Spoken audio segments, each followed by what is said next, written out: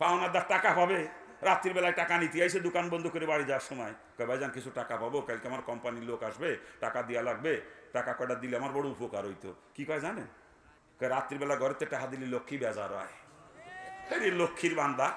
এই মাসুম ভাই চলে যান নাকি? হ্যাঁ, আল্লাহ মাফ করুক, রাত্রি টাকা দিলি বলে লক্ষ্মী বেজার হয়। আচ্ছা লক্ষ্মী বেজার হলি তোর কি?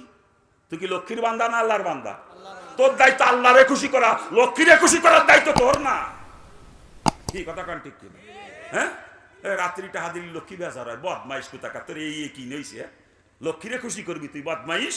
এই তুই মুসলমান দাবি করো, লক্ষ্মীরে খুশি করো, রাত্রি টাকা দাও না বিয়াক্কেল। যেই কাজে লক্ষ্মী বেজার ওই কাজে আমার আল্লাহ খুশি। কি কথা কান ঠিক কিনা? এ জোরে বলেন ঠিক কিনা? তুই তো রাত্রি যদি টাকা দিলি লক্ষ্মী বেজার হয়, তুই রাত্রিই দিবি, দিনই দিবি না। কি কথা কান ঠিক কিনা? কি কায়দা! সন্ধ্যার পরে ঘর ঝাড়ু দিয়ে দরজার কোনা ময়লা জমা করে থুয়ে দেয়। জিজ্ঞেস করলাম একদিন কি ব্যাপার, দরজার কোনা ময়লা জমা করা কায় রকম? হুজুর রাত্রিবেলা ময়লা বাইরে ফেললি সংসারে বরকত নষ্ট হয়ে যায়, লক্ষ্মী বেজার হয়। চিন্তা করতে পারে না?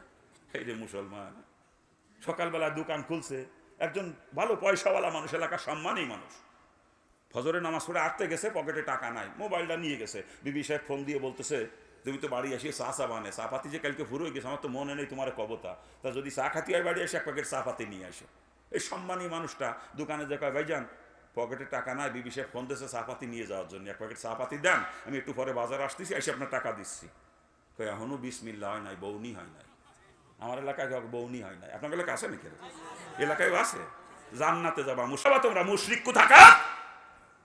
এগুলো কত বড় শিরক আমরা কল্পনা করতে পারবো না। অন্তর থেকে বের করেন এগুলো। সব কিছুর মালিক আমার মাওলা। কি কথা ঠিক কিনা? যারা বলেন ঠিক কিনা? আল্লাহ মাফ করুক।